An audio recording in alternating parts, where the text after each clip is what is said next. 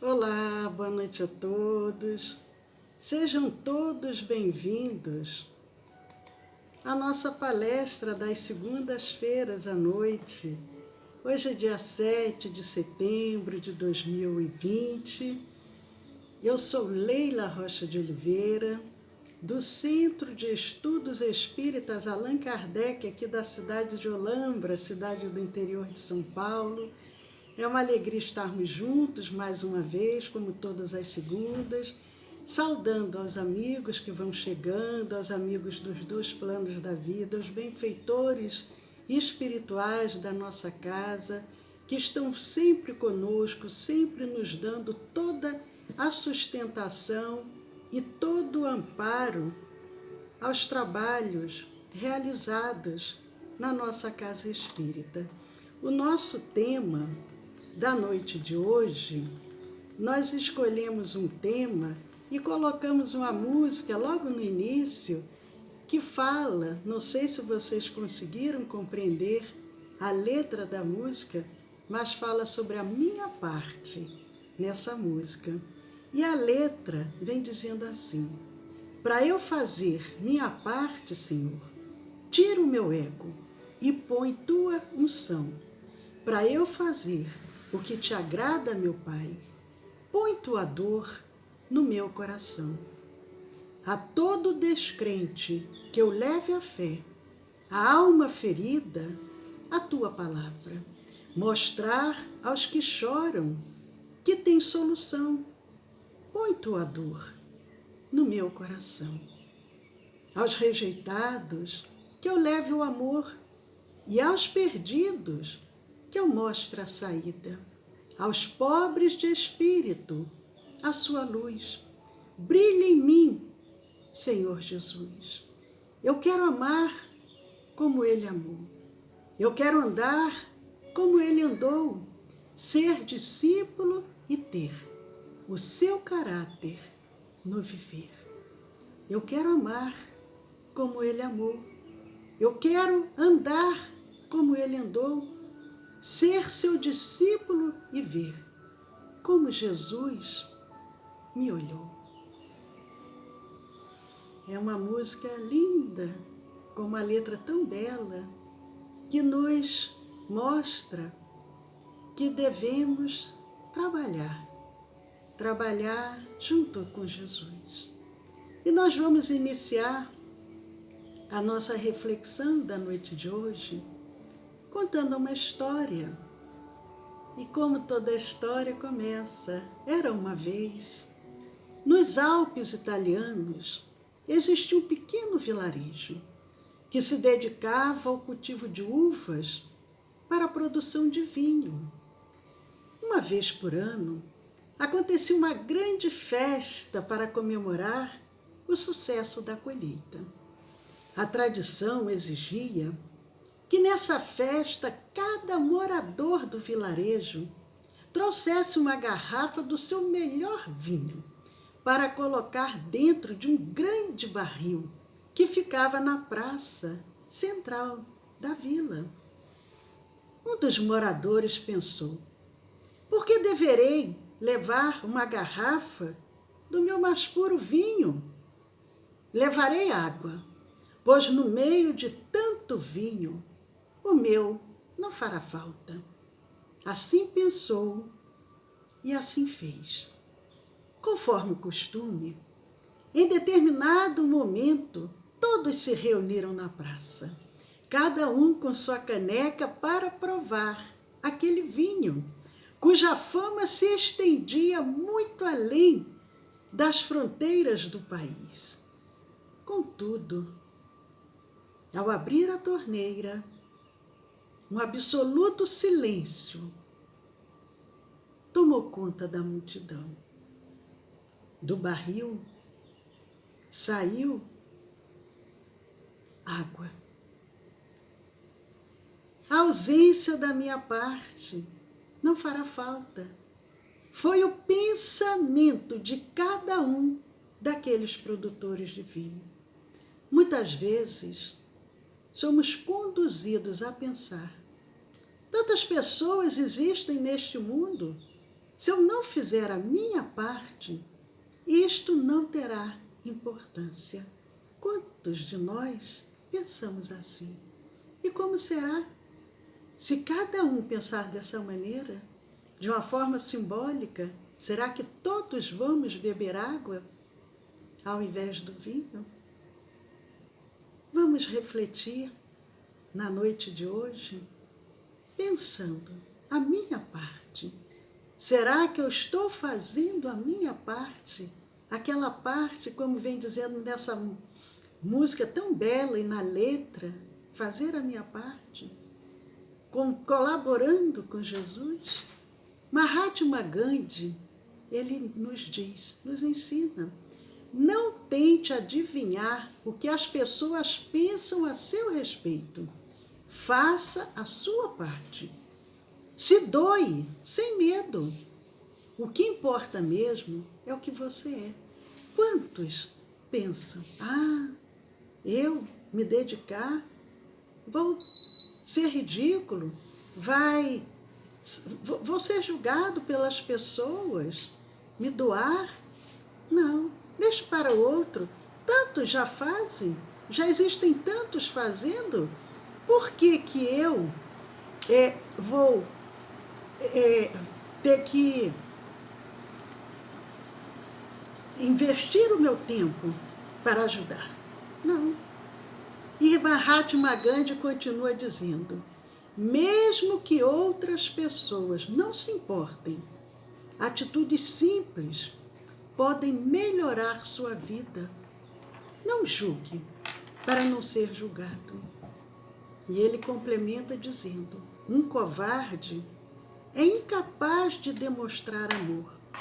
Isso é privilégio dos corajosos.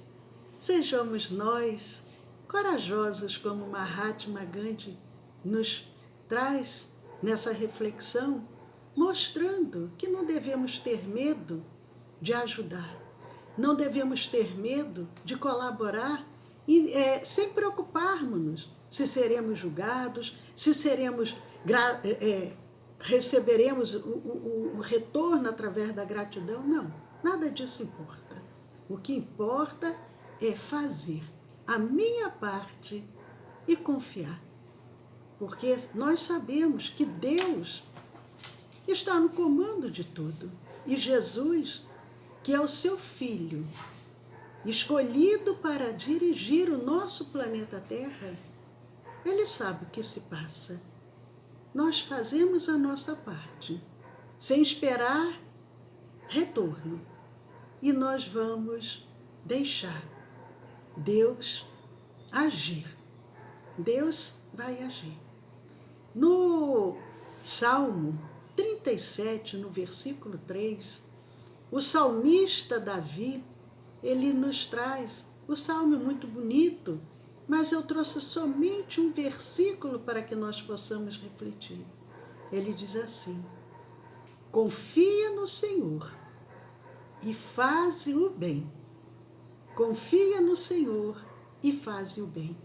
Assim habitarás na terra e te alimentarás em segurança. Davi já trazia, os salmos eram como se fossem hinos cantados. E ele escreve esse salmo muito bonito, o Salmo 37, e no versículo 3 ele diz, confia no Senhor e faze o bem. Se cada um de nós fizermos a nossa parte, o planeta, em breve tempo, não será mais o que nós temos presenciado hoje. Não devemos ter receio. E Davi ainda coloca que aquele que confia em Deus e que faz o bem, ele vai ter uma vida tranquila. Ele vai habitar na terra e ele vai se alimentar de segurança. Ele vai ter uma vida de paz, porque ele está com a sua consciência tranquila. Ele está fazendo o seu melhor. Isso é muito importante. No Evangelho de João, no capítulo 15, versículo 16, tradução da Bíblia do João Ferreira de Almeida, porque, de acordo com as traduções, às vezes são um pouco diferentes. Mas nós vamos refletir na tradução de João Ferreira de Almeida, que se encontra no Evangelho de João, no capítulo 15, versículo 16. E ele vem dizendo: não me escolhestes vós a mim, mas eu vos escolhi a vós. Jesus vem dizendo: não me escolhestes vós a mim, mas eu vos escolhi a vós. E vos nomeei. Jesus dizendo: foi eu que escolhi vocês. E eu nomeei vocês para que vades e deis frutos. Vai, frutifica. E o vosso fruto permaneça. Jesus já nos convoca há 2000 anos. Ele diz: eu que escolhi. Eu escolhi vocês, mas eu aguardo de vocês o quê? Que vocês façam a sua parte. Vá, dê fruto, frutifique, e que esse fruto permaneça, a fim de que tudo quanto em meu nome pedirdes ao Pai, Ele vos conceda. Jesus diz: faça a sua parte. Confie, faça a sua parte. Deus está observando, Deus está vendo, Deus conhece cada um de seus filhos. E ele, Jesus, diz: a fim de tudo quanto pedirdes em meu nome, Deus, o Pai, Ele vos conceda. Nós vamos fazer a nossa parte e vamos pedir a Jesus para que nos auxilie, para que nos conduza nas nossas necessidades. E Jesus diz: Deus irá conceder. Temos que ter fé, confiança, que isso se realizará. Mas Allan Kardec, na Gênese, que é o 5º livro da codificação, ele vem nos dizendo, no capítulo 3, sendo Deus o princípio de todas as coisas, e sendo toda sabedoria, toda bondade, toda justiça, tudo o que dele procede, há de participar dos seus atributos. Kardec vem dizendo, no livro A Gênese, no capítulo 3, se Deus é o Criador de todas as coisas, e se Ele é sabedoria, se Ele é bondade, se Ele é justiça, se Ele é perfeição, tudo que procede dele vai ter os seus atributos, vai ter também as suas qualidades. Porque se nós somos filhos de Deus, somos criação de Deus, nós também possuímos os atributos de Deus.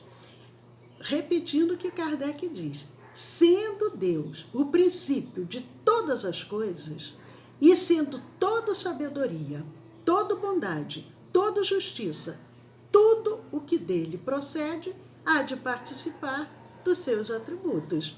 Nós somos espíritos a caminho da perfeição, mas nós possuímos a centelha de Deus dentro de nós. E ele continua, Kardec, ainda no capítulo 3, dizendo: porquanto o que é infinitamente sábio, justo e bom, nada pode produzir que seja ininteligente, mau e injusto. E é óbvio, é muito claro isso.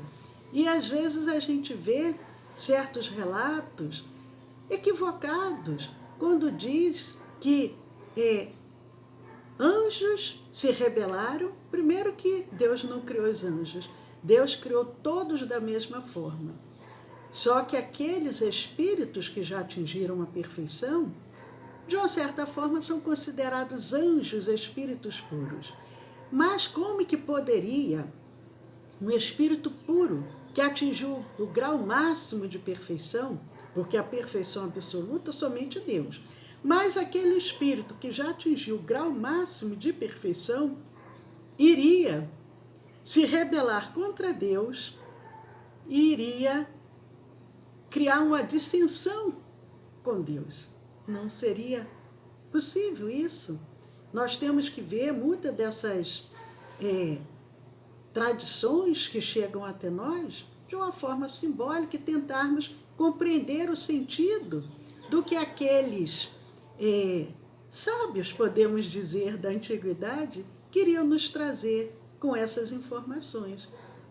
Repetindo o que Kardec nos diz. Porquanto o que é infinitamente sábio, Deus é infinito, justo, bom, nada pode produzir que seja ininteligente, mau e injusto. Deus não criou nada na sua criação é imperfeito, nada. Tudo é perfeição. Muitas das vezes a gente ainda não consegue compreender qual a finalidade de certas criações, mas tudo é dentro de uma perfeição de Deus.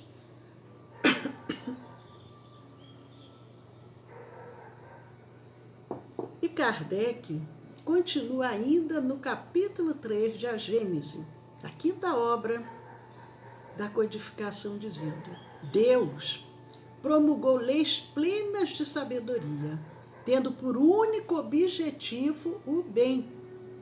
Toda a lei de Deus, ela tem o único objetivo, é o bem. É o bem. Em si mesmo encontra o homem tudo o que lhe é necessário para cumpri-las. Kardec nos traz, no livro A Gênese, no capítulo 3, dizendo que o homem encontra em si mesmo, o que é necessário para cumprir a lei de Deus. E a lei de Deus, como diz Kardec, tem como único objetivo o quê? O bem. Fazer o bem. Será que estamos cumprindo essa lei de Deus?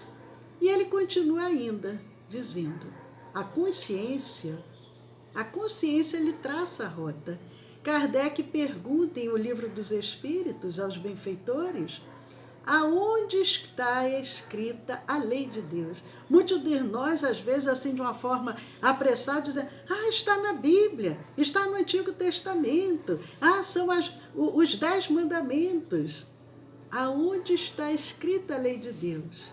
Os benfeitores respondem a Kardec: na consciência. Nós não precisamos de nenhum tratado, de nenhum livro, de nada publicado, porque nós temos a lei de Deus na nossa consciência, como nós vimos agora Kardec dizendo. Se nós somos criação de Deus, se Deus é perfeição, nós temos lá isso tudo registrado. A consciência, a nossa consciência, diz Kardec, a consciência lhe traça a rota. A nossa consciência vai traçando a nossa rota. A lei divina lhe está gravada no coração. E ao demais, Deus lhe a lembra constantemente. Como que Deus constantemente, diz Kardec, que Deus está sempre nos lembrando da sua lei? Ele diz, primeiro, a consciência. Segundo, que essa lei está gravada no coração de cada um. Mas ainda Deus achou que precisava de um empurrãozinho. Então, o que ele faz? Constantemente, por intermédio de seus messias e profetas, constantemente, messias e profetas, de todos os espíritos encarnados que trazem a missão de o esclarecer. Periodicamente, reencarnam no nosso planeta messias, profetas, com a missão de esclarecer a humanidade, a despertar para que nós percebamos a lei de Deus está na consciência, está no meu coração. O que é que eu preciso fazer para cumprir essa lei, que o único objetivo é o bem? E ele diz, de quando em quando vem um profeta com esse objetivo de esclarecer, de moralizar, de melhorar.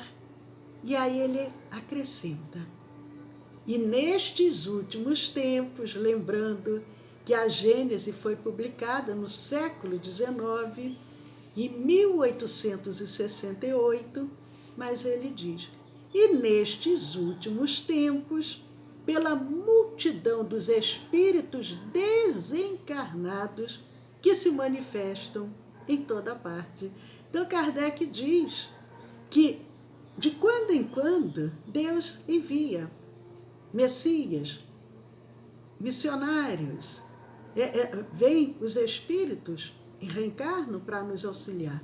E que naquele momento, no século XIX, houve uma explosão, como diz Arthur Conan Doyle, foi uma explosão organizada dos espíritos, todo ao mesmo tempo. Então ele diz, uma multidão de espíritos desencarnados se manifesta em toda parte. Foi assim um boom mundial. Em todos os lugares, as manifestações dos espíritos se fizeram presentes para despertar a humanidade. É isso que Kardec vem dizendo. Mas nós vemos lá uma carta de Paulo. Paulo escrevia cartas. Chegou um momento que Paulo já não dava mais conta de visitar todas aquelas igrejas que ele havia fundado, e ele começou a escrever cartas, o apóstolo Paulo. E a segunda carta que ele escreve à igreja de Coríntios, no capítulo 1, versículos 3 e 4, logo no início, logo assim no iniciozinho da carta, Paulo vem dizendo aos irmãos da igreja: bendito seja Deus e Pai de nosso Senhor Jesus Cristo, que nos consola em toda a nossa tribulação, para que também possamos consolar os que estiverem em alguma tribulação. Paulo diz, Deus, que é o Pai de Jesus e o Pai de todos nós, mas ele diz que esse Deus, esse Pai, ele nos consola nas nossas dificuldades, nas nossas tribulações, nas nossas angústias, nos nossos conflitos. Mas Paulo diz o quê? Nós temos o consolo. A quem muito foi dado, muito será pedido. Se nós já temos um pouquinho de luz, nós já podemos utilizar essa luz para iluminar a outros que ainda estão na escuridão. É isso que Paulo vem dizendo. Se Deus já nos consola através de Jesus, nas nossas dificuldades, nas nossas tribulações, mas nós temos um compromisso. Qual é? Para que também possamos consolar os que estiverem em alguma tribulação. Não podemos ser egoístas, pensarmos, ai que bom, fui consolada. Deus ouviu as minhas preces. Jesus enviou seus emissários para me ajudar. Nós espíritas, muitas das vezes, podemos dizer, que bom, aquele espírito protetor veio em meu socorro. Mas e aí? E agora, o que é que eu faço? Fico somente feliz porque fui consolado? Não. Agora é a minha vez também de consolar o que também estiver aflito, o que estiver angustiado. Mas é importante, encerrando a nossa reflexão da noite de hoje, refletirmos. A minha parte, é necessário fazer a minha parte. Parar de procurar culpados, de fazer o que é possível e importante. Não vamos dizer, não posso fazer, não é minha obrigação, a obrigação é do outro. Não. Vamos deixar Deus dirigindo. Deus está lá no comando e nós estamos fazendo a nossa parte. Fazer o que for possível, o que for importante nós vamos estar ali, firmes, colaborando com a obra do Cristo. Eu não preciso esperar que outros tomem a iniciativa. Se já sei o que é certo, vou esperar por quê? Esperar o quê? Se eu já sei, nós já temos a nossa consciência nos alertando. Não preciso esperar. Vou fazer a minha parte. A minha parte eu vou fazer. Não desistir, não desanimar, não se sentir, eu vou desistir porque ninguém me reconhece, ninguém foi grato. Não, não desistir, continuar firmes, sem exigências, sem cobranças. A minha parte. O mundo precisa de todo o bem que nós podemos fazer. O mundo precisa de todo o bem que nós podemos fazer. Queridos amigos, que a doce paz de Jesus possa estar presente nos corações de cada um de vocês, que possamos refletir essa noite a minha parte e que possamos estar novamente na próxima segunda-feira, às 20 horas, participando dessas reflexões. Foi um prazer muito grande estar com vocês e que Jesus possa abençoar a cada um que nos acompanha nesta noite. Paz a todos.